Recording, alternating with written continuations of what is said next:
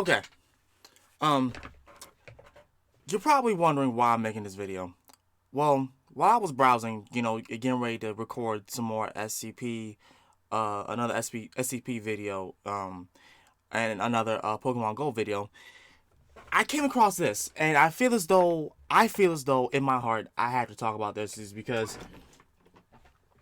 a friend of mine not too long ago had like asked me, will I be doing a review on the post game that was coming out for Sword and Shield. Not, and of course I'm going to do a review on it. Of course I am, but a certain other YouTuber by the name of Tyranitartube came out with a video that he was addressing on the DLC's Gamefreak's DLC for this game, Sword and Shield, and I was like, I'm gonna say a minute into it, and I was like, okay, I have to do this because he's touching on something that I am obviously I care a lot about. Obviously, just judging by this and whatnot. By the way, this is my new Ash Ketchum shirt.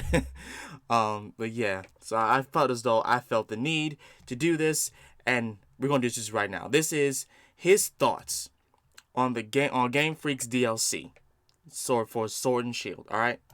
These are his thoughts, and we're gonna share this together. We're gonna watch this together and hear him out. Game Freak, Game Freak, Game Freak. Game Freak's DLC for Pokemon. Right. Is it a good thing, or is it a money grabber? Which Right. is what the fun kids like to call it nowadays. Right. They have this amazing opinion, but I'm not actually against it. They may actually be right, and it could be something bad or something good. But I'm gonna tell you my actual honest thoughts on the Game Freak DLC, and I feel like I have a good take on it. So obviously, before we begin, make sure you shank that like button, and let me see if any of you guys agree on what I'm about to say. If not, you let me know your thoughts in the comments below. To start off, let me try to reel you in. Let me try to bait you in. Let me just say the bottom line here: Game Freak doesn't do post games anymore. This is the big thing. The main idea that's coming out there is that it's almost like they're offering what should have been in the post game as payable DLC. But Yeah. That's what I kind of noticed. If you look back at the past few Pokemon games, there's no post game. X and Y didn't have a post game. It was the first game that actually had that. Black 2 and White 2 had a lot of post game areas that you couldn't access till after. White Forest, Black City, the Tower, Benja, and there's level 80 dragons and stuff. And there are a bunch of legendaries in Black 2 and White 2. I think even the Reggies are in there. Right. With the Sun and Moon, no post game again. Aside from the Ultra Beasts are roaming in Route 1. Catch the Sword and Shield. Oh, what a surprise, there's no post game. For some reason, Game Freak does not do post games anymore. So it's like it's not worth their time, or I don't know if it's true or not, but the fabled Game Freak's staff can't handle it. Tell me this king, this emperor that exists in the world known as Pokemon, that has the anime going for it, the trading card game, all these tournaments. Now look at this. I want y'all to see this. 2 million times in 3 days. Sold 2 million copies. In 3 days, when this came out, all right? That was back in November. People were buying this game. Even though the controversy that was happening, despite the controversy, people were still buying this game. And because of that, you just do not look. I will still hold them to this to that statement. When you say you're challenging yourself to try new things, then challenge yourself to try new things, not the same thing over and over again. Because that's what y'all been doing, the same doggone things over and over again. Let's continue. There's all this clout and all this power in their hands that they can't sort out a problem where their staff can't handle the game. Game Freak has decided they don't do post games anymore. It's either not worth their time, it's not worth their money, or like Monster said in that interview, they think that people don't play a game after it's beaten. Okay, now here's another thing. Somebody had asked him this. Why wasn't the Battle Frontier in the remakes? The question is connected with my previous answer. We didn't put the Battle Frontier in Auras for this very reason. Interviewers note, in short, he means that they didn't include Battle Frontier because only a very small part of players would have fully appreciated and made of this feature. That's bullshit. Everyone liked Battle Frontier. That's complete bullshit. Everyone liked what?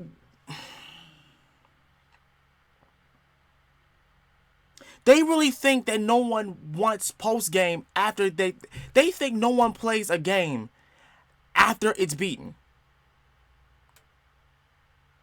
Really?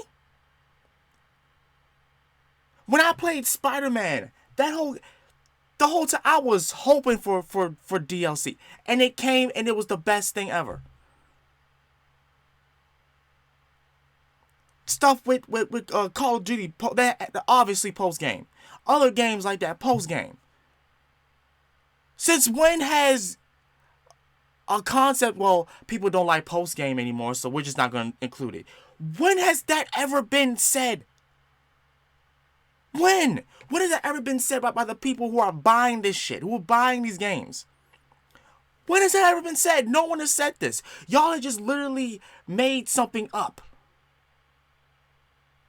And that's the reason why the whole no remake for Cows wasn't a thing.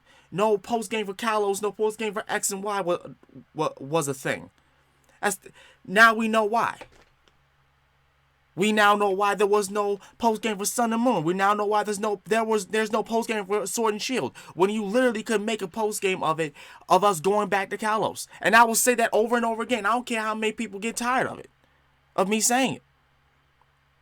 That would have been the best thing. That really would have been the best thing. Especially historical wise. With the whole back and forth feud between Paris, France and Great Britain, which is originally what Kalos and Gala are based off of. So why not? Why not have us just go back to post game? Have a little, debacle going on. What's the problem?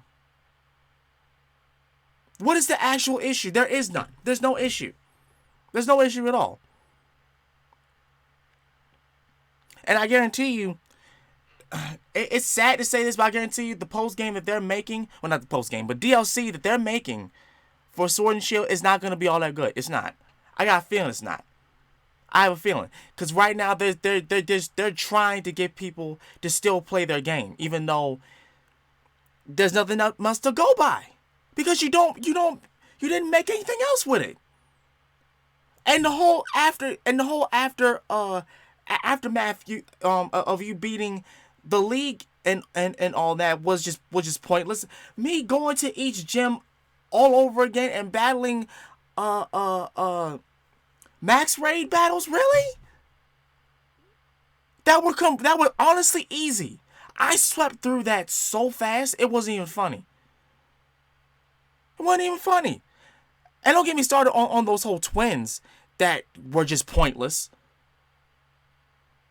The fact that I could, catch Zacian or and Zamazenta way late in the game when I could have just caught them right then and there when I had the chance to. That didn't make any sense to me. I can't even call it post game. I can't even count that as post game. It's just literally with the whole game. Let me take these things off now because now I'm getting hot. Let's continue. And it's not worth programming the Battle Frontier in when there's a bunch of other games that exist. And obviously that's not a good excuse, but I think that's actually what they're trying to do. When people say that they cut out the post game and are now selling it as a separate DLC, I don't think that's actually the case. I think what we got in Sword and Shield was all we were supposed to get in terms of what was supposed to be sold up front, just like X and Y and Sun and Moon. But what the good in what Gamefreak does by introducing it as a DLC is that if it's apparently not worth their time, because they could be working on the next game, so why work on a post game in their minds? Then making it a DLC is a good thing. Wait, I'll tell you the truth in a sec. It's a good thing because Gamefreak, since 2013, has never made a post game if you notice, the only exception is an ORAD. All I can chalk it up to with ORAD is it's an exception because it's a game remake, and they wanted to add that little taste in at the end. Let's not overlook that the Delta episode killed it. It was such a good post game story. It was. On a tangent, they turned that Rayquaza on Skypillar sleeping thing into a whole thing, expanding the Mega Evolution lore, introducing Xenia and her being the descendants that try to befriend Rayquaza, essentially. Right. Oh, and making the Deoxys Island canon, to the main story. Yeah. You get to see Deoxys coming down instead of him crashing down later on and making Earth Island, depending on what really happens. But pretty much Game Freak doesn't do post games anymore. So regardless of whether we were going to get this DLC or not, this was either going to be the entirety of Sword and Shield, which ends with Shieldbird and Swordbird, and then we would be getting the next Pokemon games. But instead of that, they're releasing this DLC. And there's two things that come out of the fact that we're paying for it. One, it sucks that we have to pay for it, but two, because we have to pay for it, they have a certain standard they have to uphold. They have to make it worth the money. They have to make it worth it. In their studios working on this, they put actual work into it instead of just half-assing it. They can't make it seem like content you would get in a free update. It would actually have to be worth your money, and they have to uphold their end of the bargain by making it pay DLC. So in a sense, we're paying more money for a DLC, but we're getting an actual post-game out of Game Freak, who's been refusing to do a post-game since 2013 for some reason. But now, this is where the reality comes out of it. To be as unbiased and impartial as possible, because I feel like I want to support Pokemon. I want to keep supporting them. Right. I don't want to be someone who's just bashing them because it's fun, or bashing them over the tree, which is a sucky-looking tree. There's so many beautiful games out there, but I just don't personally care. But to be as impartial and unbiased as possible, it does suck to be in the current situation we are right now, have Game Freak be offering these paid DLCs. And let me explain. I am so happy that the DLC got announced, because I was convinced Game Freak just doesn't do post games anymore. So I would rather, in some magical way, that Game Freak does post games again. And if they're making you pay for it, it's better than nothing. It's better than in X and Y, when there was the mysterious power plant, the locked door, the ghost girl, and the conspiracy of someone who left this eerie message on the train station. All these theories were gathering up, and then there's just no answer. Right. And that was the main thing that everyone was talking about. Why would you have all of this stuff just sitting there in the game, and you can't do nothing with it? Can't do nothing with it. Can't all this space, all of this lore that's in these games, and you just don't use it for whatever reason.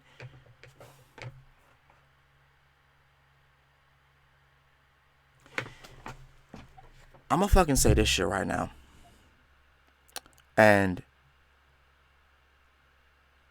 it's obviously something that everyone's been saying. It's something that I've been thinking about, something that I've been saying to my friends and all that. That is one of the reasons why ROM hacks are a thing. That's one of the reasons why fan-made Pokemon games are a thing. Is because Game Freak just does not want to take that extra step and really get into the details of the things that they put in this doggone game. They just don't want to do it. It's not a matter that they can do it. They just don't want to do it. They just don't want to do it. They just want to do mediocre stuff, and that's not cool. That's why people like fan-made games and like to play them over and over again, is because there is so much lore with Pokemon that it's not even funny that they can tap into. There's so much of it, and they just don't do it. And then they get mad when people make fan-made games, post games, and send them a cease and desist order, as if that's going to stop people from making these games. As if that's actually going to fucking stop somebody from making an actual good Pokemon game with post game and lore and all this interesting stuff that y'all could have been put in. And these are people who are not even getting paid to do this. These are people who don't have like a premise to do that, or like a certain degree to do that. They just do it for fun. They may just do it to have fun. but y'all hating because they're doing it. And yeah, I'm chalking it up as hating because you could literally just. People have said this too. You could literally contact those same people and just and ask them questions as to why you felt as though this would be interesting and all that.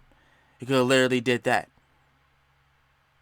That would open your eyes to so many things that of Pokemon fans have been wanting for years.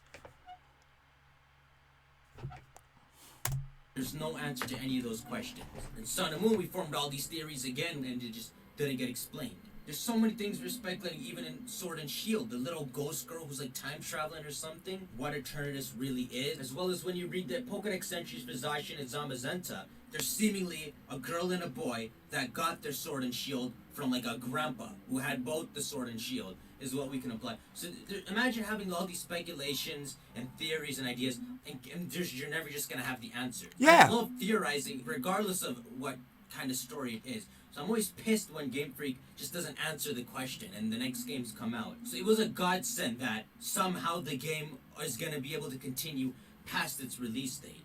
That instead of Game Freak working on the Gen 9 Pokemon games or Sinnoh remakes, they can back a bit and continue to work on these games because they can still get a profit. When you have games like Heart Gold and Soul Silver that lasted at least 40 hours for so many people and made the players feel happy with their save files and how much time they put into their game.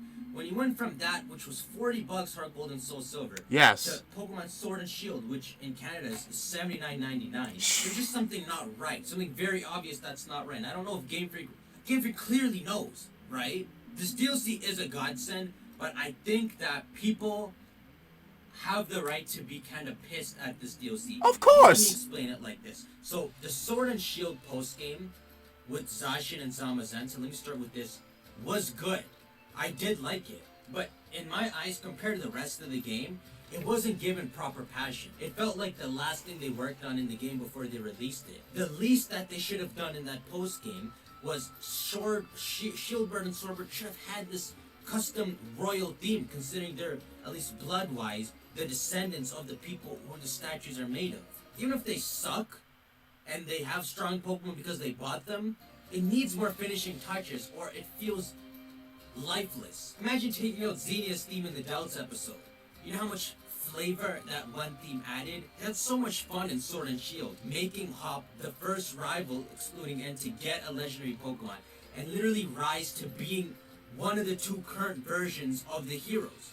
And if you go back to the Pokemon League rematch, I never did this, I saw that he actually keeps his legendary. So Hop, canon-wise, is one of the heroes in the current generation. I think they had fun and they put passion into this game, and it was very cool. I loved the game. But it's after you become champion that it gets a little unusual. Let me say this, and then you'll realize whether what Game Freak did with this DLC is good or not. So, even if they didn't add more flavor, imagine just more happened in the post-game. Yeah. Like, after that arc happened, even without the custom themes, another arc happened right after that. Like, Shieldbird or Swordbird is attacked. And let me make this up. There's an unknown party that attacked them to bait you out. Someone evil. Imagine Hop goes on ahead, and when you go to this place, you find out that evil person has this artifact that messed with Zamazenta's head that Hop has and causes him to lose the battle. You can even mention that Hop would have beaten him if he didn't have that. Just because Hop's supposed to be the second strongest trainer in the whole world. Make him try to fight you, and when you beat him, he tries to use the artifact to weaken your legendary Pokemon as well. And then Leon comes and saves you. Let's say having Zacian and Zamazenta becomes a weak point for you. So Leon coming and saving the days because he doesn't have Zacian and Zamazenta. Let's say Evil Dude retreats, and then you get a hint from Shieldbird that you just saved about who this mysterious person is and what his plans are. And maybe you get to follow him back to this like Galar Shrine area. And maybe when you go there, he has the artifact in his hand, he holds it up high, and in the shrine, this ancient Pokemon comes out of the shrine. They're more legendaries than just the cover legendaries, you know, Pokemon. You know, a mythical Pokemon that was enshrined here, and it literally exists in the statue, and the artifact brings it to life. And let him use this massive legendary against you. You can have this insane, cool boss battle against him where he uses it, and maybe you beat him, and he tosses the artifact down the cliff, and he gets arrested by the police. And that's the end of the arc. And now you can go down to Galar, find the artifact and bring it back to the shrine and, whoa, catch this legendary mythical Pokemon. Wow, does not sound like flavor. Or better yet, maybe when you beat him, like the Dragon Balls, it splits into three, and three caves open up with little mythical Pokemon, little Cobalion or Azov like mythical Pokemon. And you gather all three of them. Well, they're not mythical, they're legendary. You catch all three Pokemon, and you come back to the shrine, and as like the equivalent of the artifact, it awakens the sleeping Pokemon again. And this time you can capture and catch it. I mean, you can fight and capture it. The same legendary this evil dude had. That's the post-game arc. Imagine the Shieldbird stuff happened, and this happened after that. It feels like a post-game, right? Now, let's keep going. Now, what he just explained and whatnot is that further explains my point. Pokemon fans have a broader mindset of what they think is great for a Pokemon game. And the fact that a company thinks that they know what's best for their own fans is absolutely crazy. It's like we're talking to a brick wall, and the only thing that they want to listen to is this. I'm giving you my money, and I'm going to be giving you my money for these DLCs. It needs to be almost exactly as to how he expressed that, where it's flavor. Like he said for Swordbird and Shieldbird, there was no custom theme for those two. It was just a regular theme. Had they been given a custom, flavorful theme, my whole opinion for them would probably be different. Why do y'all think I liked Mirror B so much and his theme? Because the theme is flair. The theme, in my opinion, is fire. That's why I love Pokemon Gale of Darkness so much. That's why I love Pokemon Coliseum so much. Those games were flavorful. I don't care what anyone says. I'm not looking at the numbers as to how many times I saw. I'm looking at the people who've enjoyed it. The fact that people still talk about it now is should tell you something. But people don't listen to enjoyment. They listen to money. That's why everybody says that we need, to really make a statement if we want to buy something from them or not, because that will let them know what they should be doing. But at the same time, it's like, what if they don't even listen to that? What if they're still, have this whole biased mindset that that a lot of us are still like 9-year-old kid or like 5-year-old kids that don't know exactly what in the world they're doing, which is literally what they think that we are, because they believe that we don't like post game.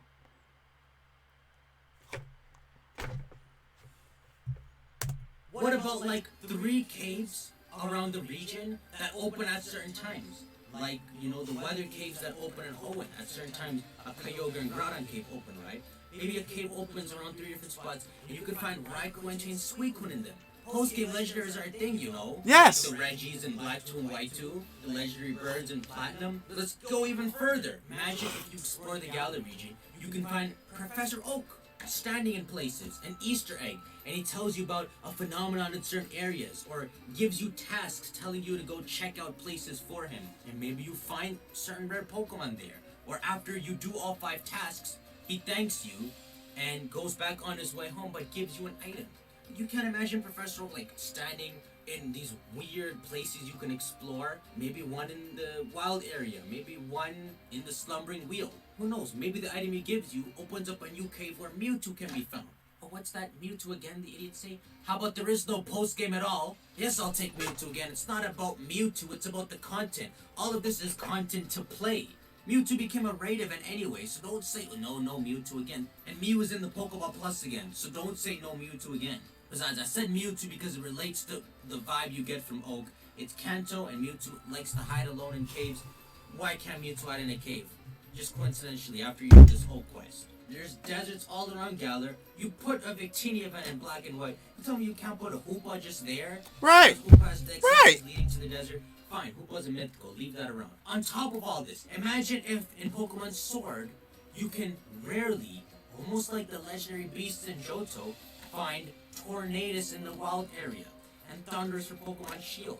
But not just randomly, literally roaming around. Like those creepy Pokemon that are roaming around, Steelix, Beware. You literally see a Tornadus roaming around. And you go and chase after him. And he flies away when you push A on him. And after chasing after him and spotting him 5 times, he appears somewhere in the wild area to catch now. Maybe like those stone structures, where there's a bunch of weird Stonehenge structures. Maybe he appears there interactable to capture now. This is content. It's not even about the legendaries I'm picking itself, it's just content. We have fun of the idea that we can do these things. It's not about getting the Pokemon specifically. That's the difference between a Wi-Fi event giving us Mewtwo, and why not have Battle Brains? There's this whole Pokemon Tower. You can't tell me Leon had like old friends. Gamefreak knows when they release this game that Mustard exists. The dude who trained Leon. You can tell me Mustard didn't have like 4 other people he trained, 4 other colleagues of Leon that could come down as the Battle Brain. You tell me Leon didn't have all these strong friends that were trained by the old champion, Mustard. Mustard's lore existed, Pokemon just didn't tell us yet. Nope. To make the game better, please just pull it out of your head and put some Battle Brain. Who's climbing the Battle Tower to see nobody? I go crazy when I play the Battle Tower in Emerald. The Battle Frontier, I'm trying my best to get to the Battle Brain, but I suck. The best chance I had was in the Battle Factory, but even then when I got a chance to see that dude, it was just mad. And in Platinum or Pearl, when I saw the dude, and I didn't know he was your rival's father, I'm just like, bro, this is sick. It's insignificant if you think about it in the bigger picture, but it's content to play and things to work up to. Imagine they threw a little foreshadow for Kubfu and Deerhead. People talking about these weird birds they saw flying around the region. Or maybe some people say they can feel these weird earthquakes as if caves have been opened around the region. A foreshadow to these DLCs. These foreshadows would give us situations where we're wondering something like Volcano being in the power plant, and then in the DLC, we feel rewarded when they give a reason to that hint. You don't have to do that last part, but imagine all of this I said was real. And Yeah. all of this content did exist in the game. Yeah. People could play this for days to weeks after. Yeah, all of this. Imagine if all this was real. This is what a lot of these fan games are doing. Statue of the Villain. Statue of a Legend. Artifact Trio. That's literally fucking Uranium. That's literally Pokemon Insurgents. Literally. That's literally it. Post-game Beast Trio. Literally them. Literally these fan-made games. Oak's 5 quests. The quest from the professor of the game. A Mew encounter or a legendary encounter, like something like that. It's literally in these games. Tornadoes are like a wild area type things where you can just go in an area and find these certain things. Like he was saying, Battle Brains. Shit that shit is in Light Platinum. And that's a ROM hack for Pokemon Ruby. That all of that I just mentioned is in these games. But it's not in the official games, and that makes me so angry. That was the video that I posted, that was ranting about Gamefreak. It's like it seems like they just feel as though we don't want any of this when we really do. We actually do. There's no way on God's green earth that we don't. And the fact that people are just accepting the fact that, oh, it is what it is. Stop complaining about it. Stop bitching about it and whatnot. They're just going to do what it's ridiculous.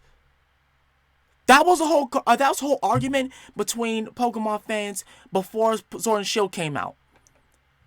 Because a lot of people who were paying for Pokemon still were kind of upset because why not? Why can't we have these things? Y'all been giving it to us all this long time. Until, like he said, 2013.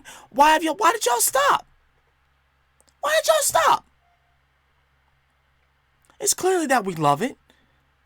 And whoever was complaining about it is a bitch. I'm saying this right now, I'm sorry. You a bitch if you complained about this. If you complained about having all of this. Like y'all are probably the reason why they stopped doing it, because the small majority of y'all talk so damn loud and complain so doggone much that that's the only thing that they look at. They don't look at us. They don't look at the people who actually enjoy these types of things.